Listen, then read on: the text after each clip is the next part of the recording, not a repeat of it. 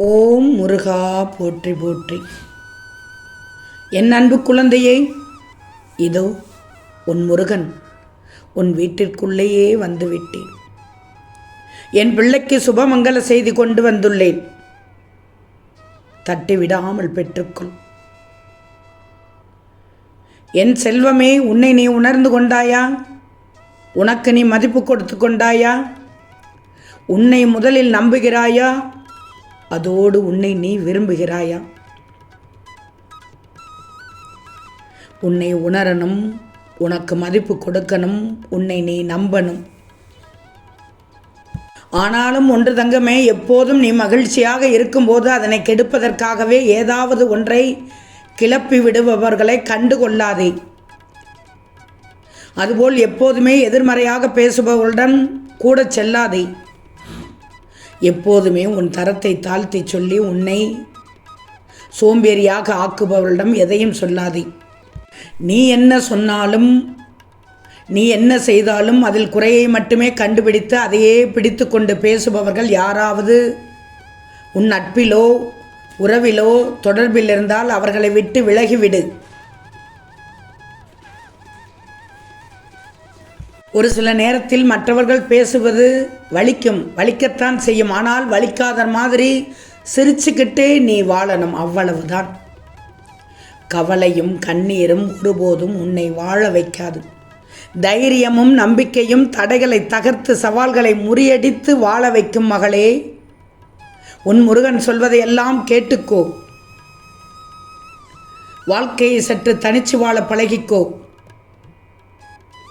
ஏன்னா உன்னோடு வருபவர் என்று காற்றில் மறைந்து போவார்கள் என்று எப்போது போவார் என்று தெரியாது. அனைவரும் உன் முகத்தின் முன் நடந்து கொள்வது போன்று முதுகின் பின் இருப்பதில்லை. சர்க்கரை போல் இனிக்க இனிக்க பேசினாலும் ஒரு நாள் பாகக்காய் போன்று மாறும் ஆற்றல் கொண்டவர்கள். யாரையும் எடுத்தவுடன் நம்பிவிடாதே. அவர்களை விட்டு ஒருபடி விலகி நில். உனக்கான நேரத்தையும் உனக்கான திட்டத்தையும் எதிர்காலத்திற்கு நீதான் சேமிக்கணும். உன்னை தவிர வேறு யாராலும் உனக்காக எதையும் சிறப்புற செய்ய இயலாது. சில சமயங்களில் உன் உறவுகளையே உன்னை வாட்டி எடுத்து வதைத்து விடும்.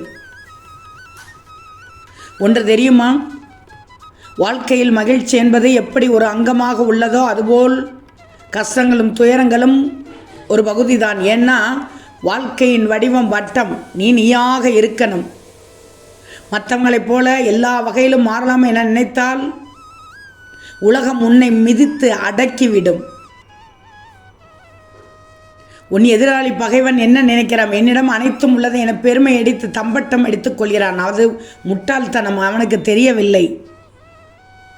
இன்று உன்னுடையதாக இருப்பது நாளை வேறொருவருக்கு சொந்தமாகலாம். எனவே வாழ்க்கையை மற்றவர்களை சார்ந்து வாழ்ந்தால் நீயாக இருக்க முடியாது. எந்த செயலுக்கும் அதனால் நீ அடிமையாக கூடாது என்று தான் சொல்கிறேன். மனக்கவலையை கலைச்சுவிடு.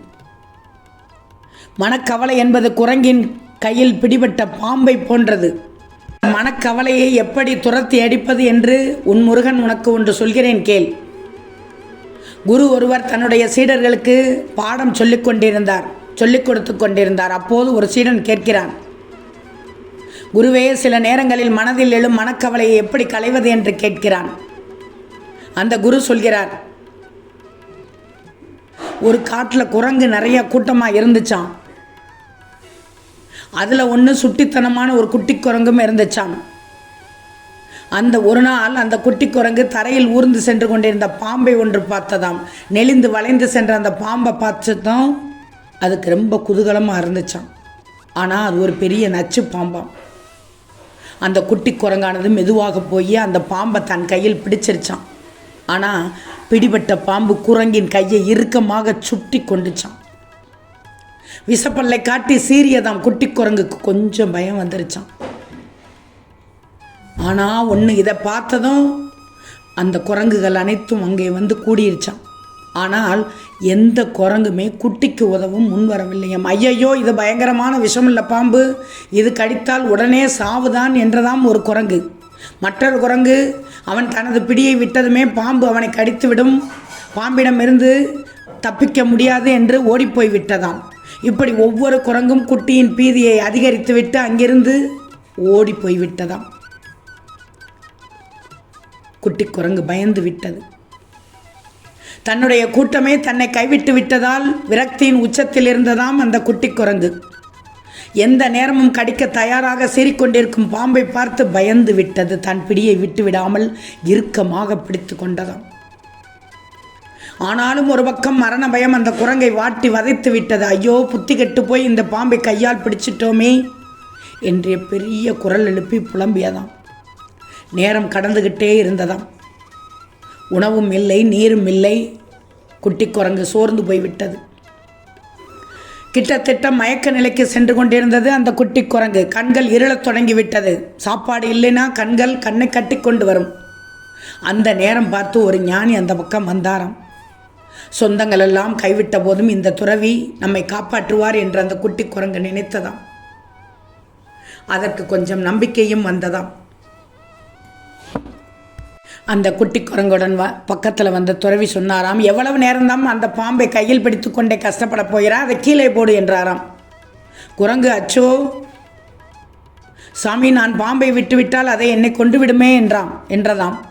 அந்த துறவி சொன்னாராம், பாம்பு செத்து ரொம்ப நேரம் ஆச்சு, அதை கீழே வீசு என்றாராம். அந்த வார்த்தையை கேட்ட குரங்கு பயத்தோடு பிடியை தளர்த்தி பாம்பை கீழே போட்டதாம். துறவி சொன்னது உண்மைதான். குரங்கின் இறுகிய பிடியில் நெடுநேரம் இருந்த அந்த பாம்பு செத்து போயிருந்தது. அதை பார்த்த பிறகுதான் அந்த குரங்கு குட்டிக்கு உயிர் வந்ததாம். துறவியிடம் அந்த குட்டி குரங்கு நன்றியோடு பார்த்ததாம். இனிமேல் இது போன்ற முட்டாள்தனம் பண்ணாதே என்றபடி தன் வழியில் நடந்து போனாராம் துறவி. உங்களில் பலரும் இப்படித்தான் மனக்கவலை என்ற செத்த பாம்பை கையில் பிடித்து வைத்துக்கொண்டு விட முடியாமல் கதறிக்கொண்டிருக்கிறீர்கள். எனவே கவலையை விட்டொழித்து விடுங்கள், மகிழ்ச்சி தானாகவே வந்து சேர்ந்து விடும் என்று குரு சொன்னாராம். உண்மைதானே? உண்மைதானே தங்கமே? இதை புரிந்து கொண்டீர்களா? என் பிள்ளைகளுக்கு தகுந்த நேரத்தில் சொல்லியிருக்கிறேன் முருகன். அதுபோல் மதிக்கத்தக்க மனிதர்கள் யாவரும் வாழ்வில் அடிபட்டு திருந்தியவர்கள் தான். வியர்வாத சிந்தாத உழைப்பு இல்லை, வியர்வை சிந்தாத உழைப்பு இல்லை. மீண்டும் முயற்சித்த தடைகளை தகர்த்தாதவரை வெற்றி இல்லை.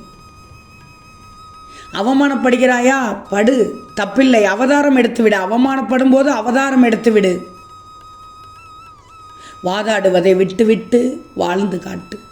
நீ பட்டை தீட்டிய வைரம். 1000 பேர் 1000 விதமாக பேசினாலும் அப்படி வாழ இந்த ஆயுள் போதாது. வாழ்ந்து காட்டிவிடு. தோல்வி கூட தோற்று போகும். ஓம் முருகா போற்றி போற்றி.